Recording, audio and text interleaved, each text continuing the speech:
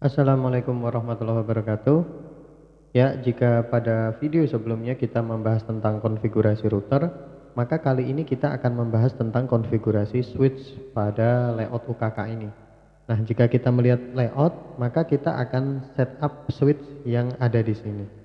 Adapun untuk switch yang kita gunakan adalah switch RB260GS dari Mikrotik juga. Nah, untuk itu kita langsung saja. Yang pertama kita coba buka Winbox-nya. Dan di sini kita juga bisa lihat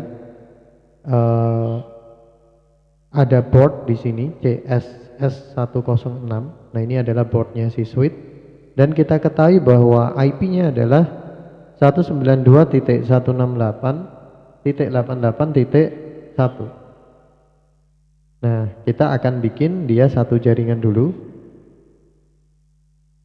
supaya bisa akses si LAN-nya ya. Nah, ini kita akan bikin. Jadi kalau kita lihat sebelumnya dia nggak akan dapat IP karena ada VLAN di situ. Maka kita akan coba bikin manual. Yang mana IP-nya misal kita bikin 192.168.88.2. Netmax-nya 255.255.0. 255.255.255.0. Oke, kita apply. Berikutnya kita akan coba ping. Nah, kalau kita lihat di sini ketika kita ping 88.1 dia udah jalan. Oke.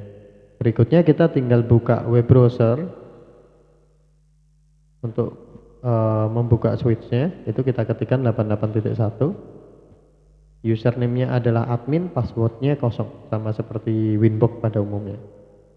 Oke, kita udah masuk ke switch-nya, web based ya, jadi berbasis web untuk konfigurasinya.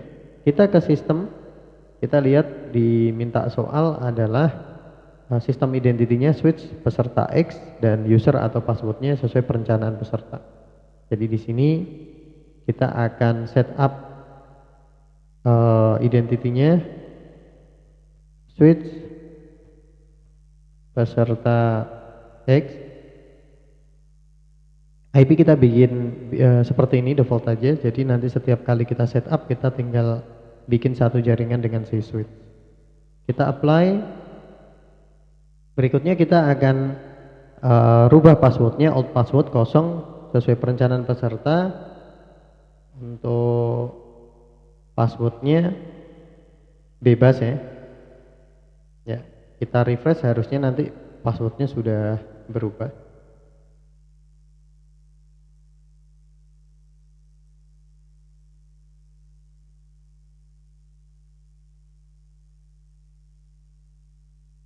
Ya, masih ribut ya. Oke.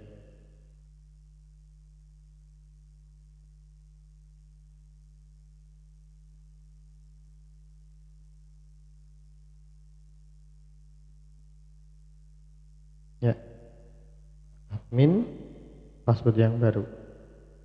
Oke, dia udah terubah passwordnya. Berikutnya kita lihat konfigurasi yang diinginkan.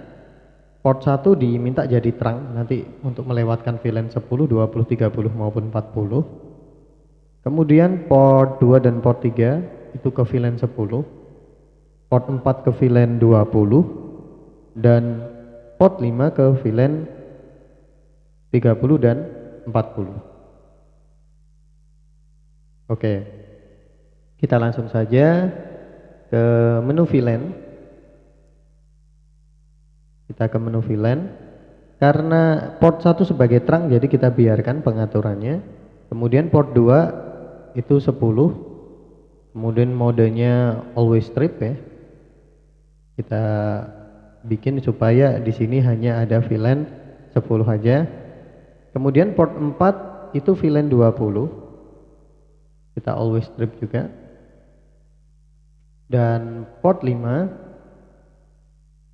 ini kita biarkan seperti ini karena nanti akan kita lewatkan dua VLAN, yaitu VLAN 30 dan 40. Jadi kalau sudah kita apply, Kita ke VLAN sekarang. Kita append, yang mana di sini tadi 10 itu ada di port 2 dan port 3 dan juga port 1 karena port 1 adalah terang. Sehingga pada port 4 ini kita not a member, port 5 not a member, dan ini juga not a member. Kita append di sini VLAN 20 itu hanya ada di port 4. Jadi dan port 1 karena port 1 adalah terang. Jadi untuk port 2 kita not a member, port 3 not a member, port 5 not a member, dan port 6 not a member. Kemudian VLAN 30 itu hanya di port 1 dan port 5. Jadi untuk port 2 not a member, not a member, not a member, dan SFP nya juga not a member. Dan terakhir VLAN 40 jadi ada di port 1 dan port 5 juga. Jadi port 2 nya not a member, not a member, not a member, dan SFP nya not a member. Jadi kita apply dulu. Jadi rangkumannya ya, di VLAN port 1 kita biarkan karena dia jadi terang. Port 5 juga kita biarkan karena nanti akan ada 2 VLAN di sini. Jadi hampir mirip kayak terang gitu ya. Karena memang pengaturan VLAN di Mikrotik ini sedikit berbeda. Kemudian port 2 itu kita always strip ke VLAN 10, port 3 kita always strip ke VLAN 10, dan port 4 nya kita always strip ke VLAN 20. Berikutnya di materi VLANs-nya atau di menu VLANs-nya kita bikin 10 itu ada di port 1 sebagai terang, port 2 dan port 3 lainnya kita bikin not a member. Kemudian VLAN 20 kita juga taruh di terang yaitu di port 1, selain itu di port 4. Kemudian VLAN 30 di port 1 dan port 5, dan VLAN 40 di port 1 dan port 5. Oke, pengaturan VLAN-nya sudah selesai. Sekarang harusnya kalau misalkan VLAN ini sudah berhasil, kita ketahui bahwa di konfigurasi sebelumnya ke arah VLAN PC admin ini sudah di setup DHCP server. Sehingga kalau kita DHCP kan, harusnya dia dapat IP dari router. Nah, ternyata sudah dapat, artinya VLAN-nya berjalan. Oke, di sini IP-nya sistem identity switch juga udah berubah dan router utamanya juga sudah terdeteksi. Artinya pengaturan switch sudah bisa dikatakan berhasil. Oke, itu saja yang dapat saya sampaikan. Selamat mencoba, semoga bermanfaat. Practice make a better.